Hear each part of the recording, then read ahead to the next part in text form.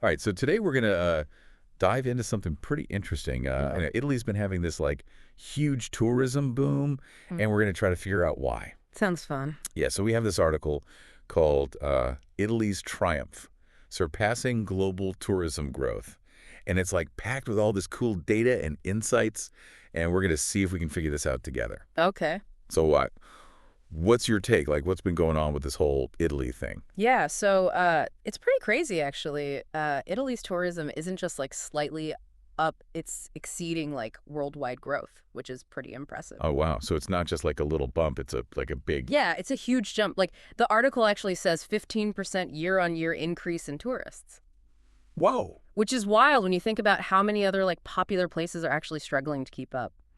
Yeah, that's a good point because there's so many great places to travel, but the article mentioned a few specifically that are having a tougher time. Oh, really? Yeah, like Mexico, Brazil, Australia, Canada, Thailand, Turkey. I mean, those are all like bucket list destinations for a lot of people, Right. but it seems like Italy's just pulling way ahead. So, like, what are they doing that's so different? Well, I think we have to think about like what Italy's always been known for. Like that classic appeal, Yeah. the art, the history, the food. I mean, come on. Right, it's Italy. Exactly. But I think there's something more going on. Like, I think maybe travelers are looking for something different now.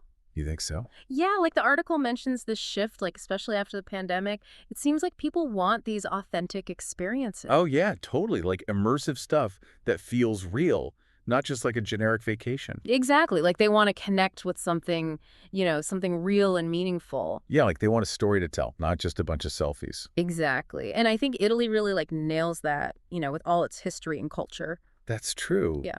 But like so many other places have history and culture too. Yeah, Yeah. that's a great point. You're right.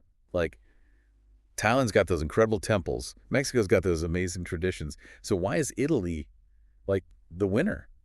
Well, I think it's not just about having the stuff, it's about how you show it off. Yeah, you got to like market it the right way. Totally. And, the article talks about how Italy's been killing it with their marketing lately. Really? Yeah, they've moved away from those like cheesy visit Italy campaigns. Yeah. Yeah. And they're focusing on like niche experiences. Oh, I see. So like instead of just saying, "Hey, come to Italy," they're like, "Come learn to make pasta from an Italian grandma." Exactly. Or like, come hunt for truffles in the forest. Oh, wow. Yeah, that's way more interesting. Right. It's like they're giving people a reason to go, not just a place. Exactly. It's all about appealing to those like specific interests that people have, especially after the pandemic. Yeah, like everyone's been stuck at home for so long, they want something special. Right. They want an adventure, not just a trip. Okay, so they're marketing it well, Hmm. but is there anything else they're doing differently? Well, the article also mentions that they've been investing a lot in like their tourism infrastructure. Oh, okay. What does that mean? Like they've been improving their transportation, making it easier to get around. Uh-huh. They've got better accommodations, more options for tourists. Oh, that's smart. Yeah, they're really thinking about the whole experience, like from the moment you book your flight to the moment you go back home.